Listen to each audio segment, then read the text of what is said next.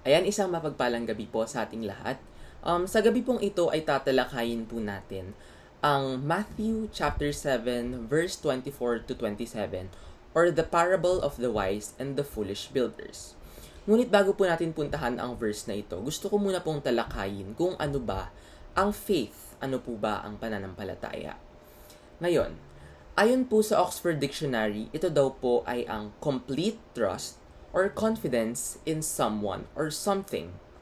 Ngayon, pag dinala po natin ito sa konteksto ng mag-asawa, ito po ay ang trust ng wife to the husband or the trust of the husband to the wife. And this is how we actually know if they have faith with each other. Now, this goes the same with our relationship with God. So, we actually could define our faith with God with how we trust Him, kung paano po natin siya pinaniniwalaan. Ngayon, puntahan po natin ang ating verse ngayong araw. Therefore, everyone who hears these words of mine and puts them into practice is like a wise man who built his house on the rock. The rain came down, the streams rose, and the winds blew and beat against that house, yet it did not fall, because it had its foundation on the rock. But everyone who hears these words of mine and does not put them on practice is like a foolish man who built his house on sand. The rain came down, the streams rose, and the winds blew and beat against the house, and it fell with great crash. So that is Matthew chapter 7 verse 24 to 27. Ngayon, kung bibigyan po natin ito ng simpleng interpretasyon, ang tinutukoy po na bato dito o yung rock ay ang atin pong Panginoon. So, yung pundasyon daw po, kung ang pundasyon ng bahay ay nasa bato, hindi po ito maapektuhan ng bagyo, ng hangin, at kung ano pa man. At ang pundasyon po na tinutukoy dito ay ang ating faith sa Panginoon. So kung atin pong iintindihin ang verse na ito, tinatalakay po dito kung kung paano po makakatulong sa atin ang pagkakaroon ng strong faith. So, having strong faith so you won't be influenced by worldly forces or worldly practices or mga makakamundong gawain. At pangalawa, sa verse 24 po, kung makita po natin, therefore everyone who hears these words of mine and put them into practice. So, we do not actually plainly hear the words of God, but we put it into practice. And these 2 points are actually points that will actually strengthen our faith. But in practicing it, how do we actually fully know if we are obeying God throughout our living? And I think this could be answered through our faith. Kung gaano po tayo ka-faithful kay God. And with that, how do we actually strengthen our faith? So number 1, so I have 3 points for today. The 2 points will be the obvious answers, and the last one will be our point of discussion for tonight. So number 1 is we read the Bible. So basahin po natin ang Biblia. And as we read it, we should actually have an intent on why we read it. So, bakit ko ba binabasa tong Bible? Number 1, because we have an intent to growth. Gusto po nating mamuhay like God, and gusto nating mag-grow pa as a Christian because we should believe that as Christians, we still do not know everything. And that's why dapat naniniwala tayo na as we read the Bible, dapat meron tayong intent to growth. And we should also have a purpose in mind. And tanongin natin yung sarili natin, bakit ko ba binabasa tong Bible? Dahil ba napilitan lang ako na basahin tong Bible because I am a Christian?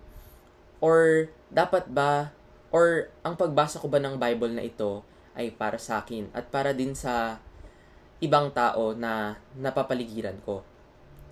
And ayun po yung read the Bible. Number 2 is to actually analyze the Bible.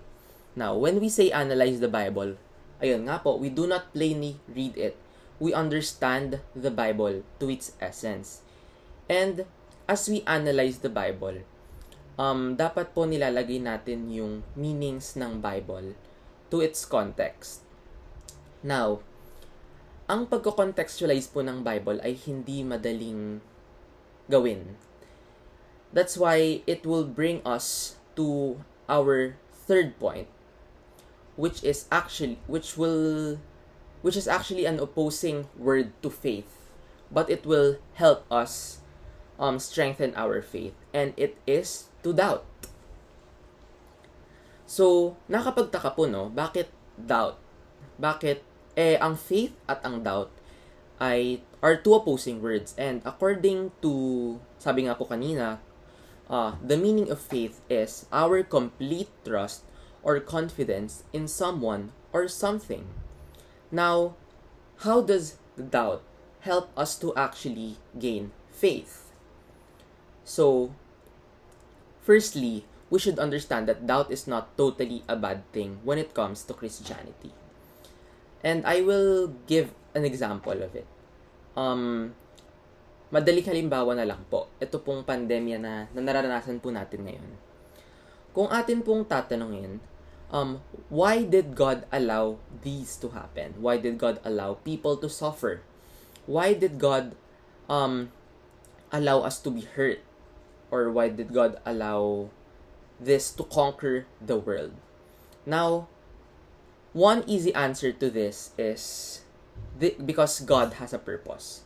And as Christians na meron pong malakas na pananampalataya, we might understand this, that God really has a purpose of Him letting this happen. But what if the person is actually has weak faith in God, and we answer this to them na, oh, God has a purpose? This answer might become too petty and misleading, and actually by answering na God has a purpose to these people, hindi talaga siya magiging helpful to this certain person, as we are creating this image of a cruel God, na God is just allowing this to happen, and maybe baka ma-misunderstand pa na God doesn't love us. Although true that God really has a purpose, but there is, I think, a better way to answer it. And so, ultimately, how do we answer this question? And the answer is, we actually cannot answer this question. And because we are not God, and we do not fully understand what God's intents are. Now, but as we doubt God, doubting God might actually help us understand God more, understand the Bible more, and deepen our faith towards Him. So, I will give 4 points on why doubt or creative doubt is important in Christianity, or in reading the Bible, or in talking about God. And these are 4 points actually by Robert Baird. He is a philosopher. So, number 1 is that we acknowledge our limitations as humans. So, as humans, we should accept that we do not know everything, na hindi po natin alam ang lahat. And kahit gaano man kalakas ang faith natin kay God, that we really cannot fully understand who God is. And by acknowledging our limitations as humans, we actually dig deeper through the Bible and understand God more. Dahil pag nagbabasa po tayo ng Bible, hindi lang naman natin siya, ay, binasa natin, okay, sundin natin. Hindi lang po siya ganun kasimpleng paraan. Ang pagbabasa po ng Bible is a continuous assessment of what we are doing. And this brings us to our next point, which is actually keeping our fundamental beliefs alive. Now, as strong Christians, we already have beliefs um, that we have instilled within ourselves as Christians. Now, how do we keep these fundamental beliefs alive?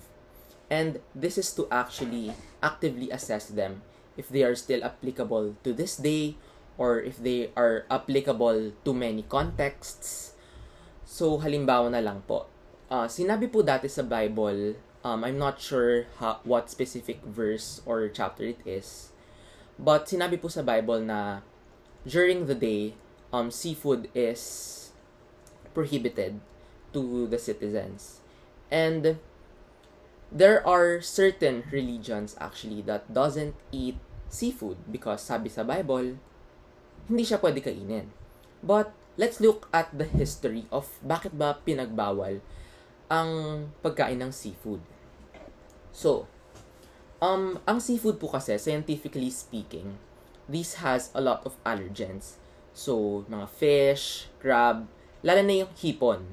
And I think hipon po talaga yung pinakamaraming allergens. And hipon yung talagang pinagbabawal na kainin. Although, it was said in the Bible na hindi talaga siya pwedeng kainin. It may be mainly because it affects the lives of humans back then. And this is how we actually keep our fundamental beliefs alive. We contextualize it to our present situation. And this brings us to our next point, which is to challenge the adequacy of symbols. Now, our times throughout the generations, throughout the time, will always be changing. And our beliefs do also change. And actually, if we look into it, the Bible also changes. Although God ultimately is the author of the Bible, we should know that the Bible, of course, the Bible's original language is Greek, and it has been translated throughout, a span of centuries, and we should accept that the Bible that we have today is not the purest form of the Bible. Therefore, we should challenge the symbols that is seen in the Bible. We should challenge how it is perceived then and how it should be perceived now. And our next point is that we challenge the quest for certainty. Now, the first step to actually challenging ourselves to the quest of certainty of knowing God or of understanding the Bible is to know that we couldn't fully understand God, that we couldn't fully understand the Bible.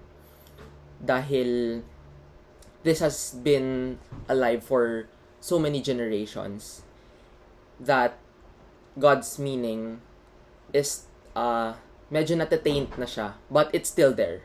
And that is what we should believe in.